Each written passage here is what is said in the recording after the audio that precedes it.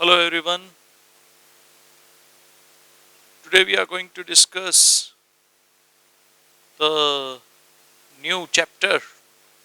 हमने business services के बारे में लास्ट चैप्टर तक डिस्कस किया था एंड सर्विस इंडस्ट्री के बारे में भी डिस्कस किया था that what are the scope of business services and what are the service sector, what are the contribution in economy.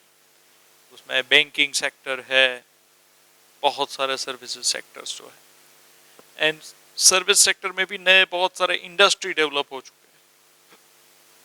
This is what we discuss in the fourth chapter. Now fifth chapter is emerging modes of business. So before we start discussion about the topic, I would like to discuss with you the introduction of this chapter.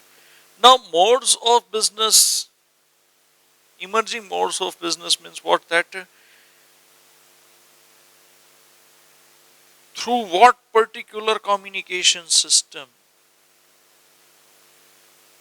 we can make the change the business system in the market at grassroots level.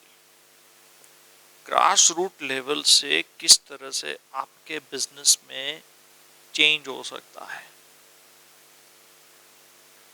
सो खास करके emerging modes of business means 21st century यानी कि आज के time पे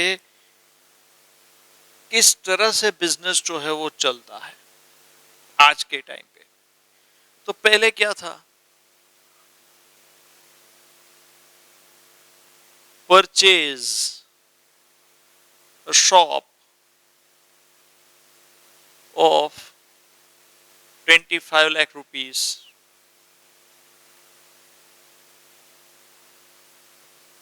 x person ने दुकान purchase किया 25 लाख रुपए का. Okay. Then after furniture fixtures का जो भी खर्चा है वो किया.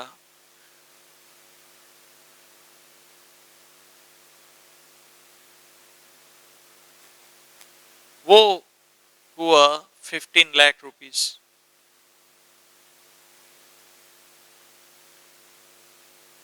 टोटल 40 लाख.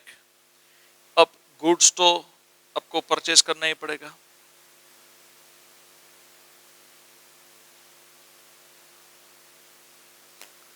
वो हुआ कुछ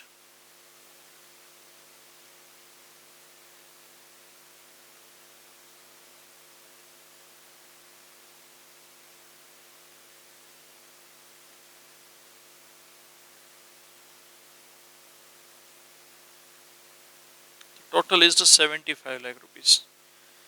75 लाख रुपीस इन्वेस्ट करके रिटेल का एक बिजनेस शुरू होता है और वो धीरे धीरे धीरे करके फिर प्रॉफिट चलता है. इस तरह से बिजनेस चलता है और लोगों को पता लगता है कि भाई 100 पर्सन ने धंधा शुरू किया है बस. But now what happened? See 4 factors of production.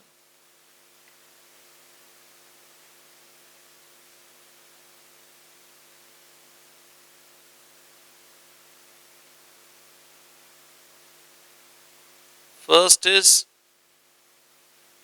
land, labor, capital, and entrepreneur.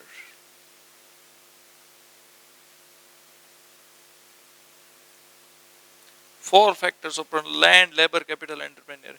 इसके बिना प्रोडक्शन नहीं होगा या इसके बिना बिजनेस नहीं होगा.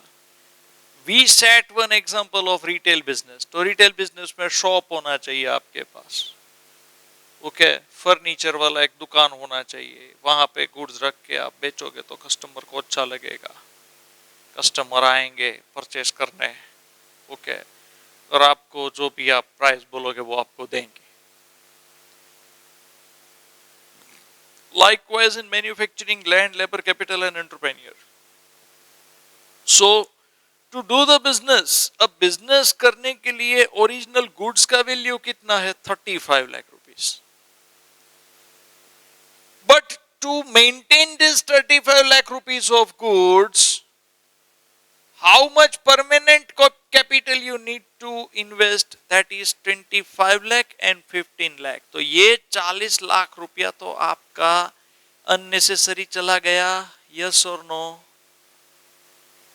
35 लाख रुपीस के गुड्स को बेचने के लिए आपने 40 लाख रुपीस इन्वेस्ट किया. Yes or no? Okay. Agree. All are agree. तो टोटल रिटर्न जब आपको काउंट करना है, at that time what happened?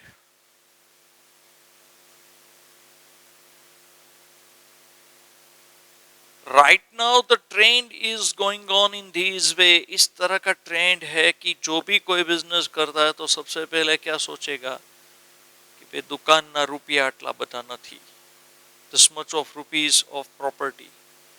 अब यही दुकान जो है, यही इतनी साइज की दुकान, यहाँ पे हमने 25 लाख रुपीस रखा है एग्जाम्पल में. अगर आप नेहरू गेट के पास जाओगे और वो आपको दुकान चाहिए तो वो पैसा कितना होगा? It will be near about 60 lakh rupees.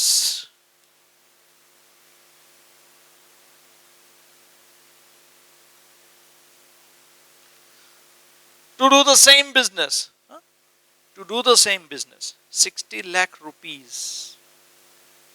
You just imagine. Is this possible to get the return as fast as possible?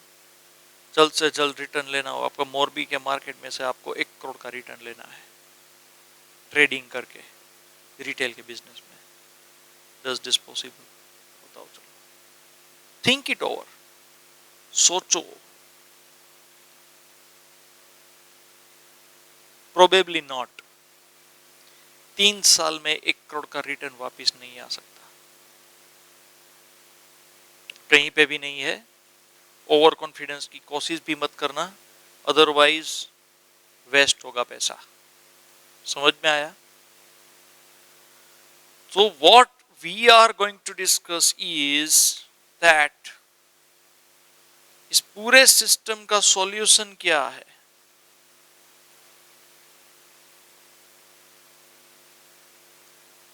The solution of this problem is what?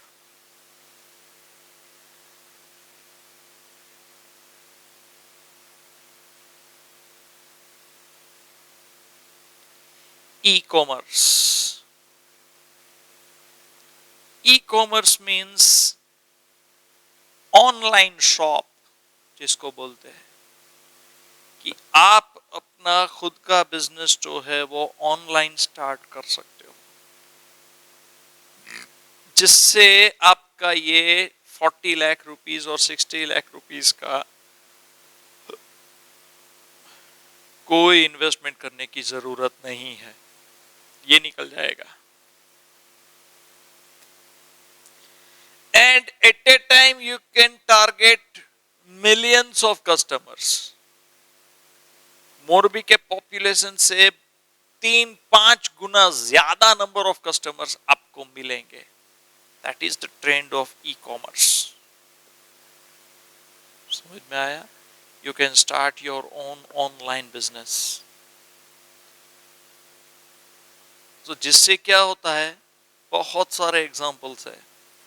देखो, ये एक प्रॉब्लम था आज के ज़माने में, अभी ये प्रॉब्लम ही है कि कोई भी बिजनेस करने के लिए आपको दुकान लेना पड़ता है तो प्रॉपर्टी के प्राइस बहुत हाई है.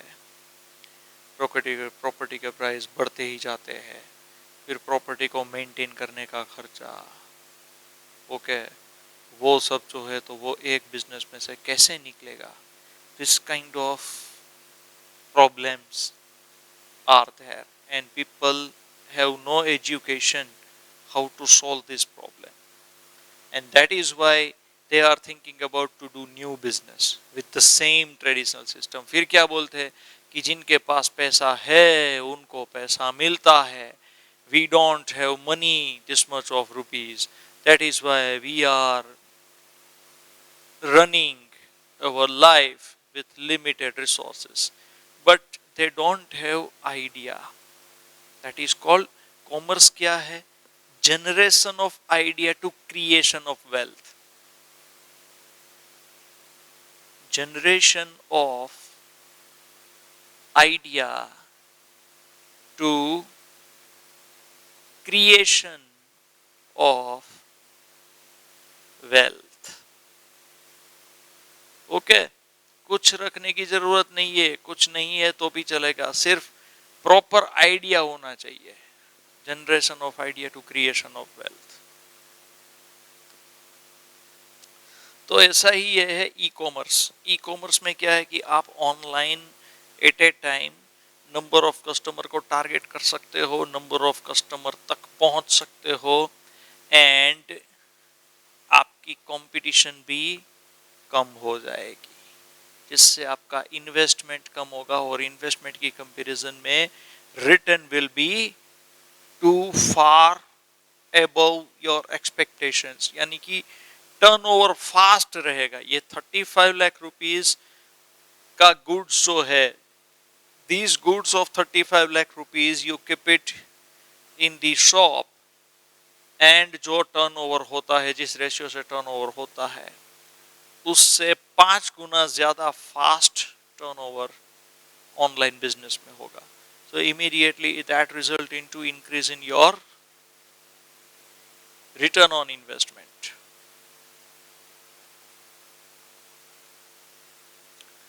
तो ई कॉमर्स का स्कोप क्या है? What are the scope of e-commerce?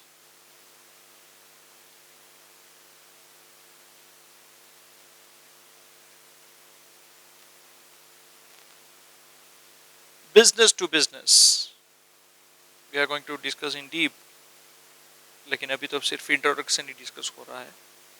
Then after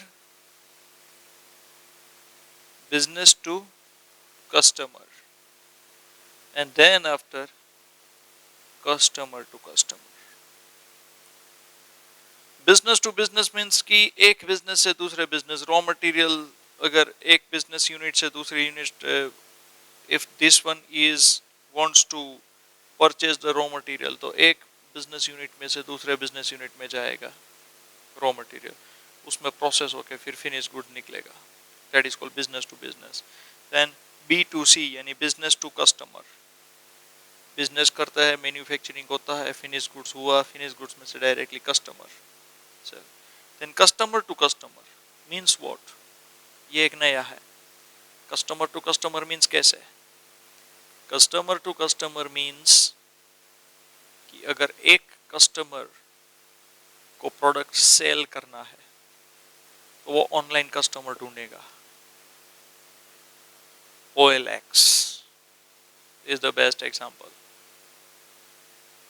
OLX पे बेचते हैं ना, फिर वो पुरानी गाड़ी बेचने के लिए टैक्सी 24/7 वगैरह जो है वो ऐप, ये सब जो है वो ऐसा है. सो लाइकवाइज इसका स्कोप जो है वो जबरदस्त है, वाइड स्कोप है, and with list possible investment, और जगह कम जगह में आप बहुत कुछ मैनेज कर सकते हो, एंड आपका रिटर्न भी जो है वो ज्यादा रहता है. This is the emerging modes of business. ये क्या है कि नया ट्रेंड है बिजनेस का. So we right now we end up our discussion. Introduction यहाँ पे हम खत्म करते हैं. We are going to discuss the next point, meaning of e business and all that. Okay, have a nice day.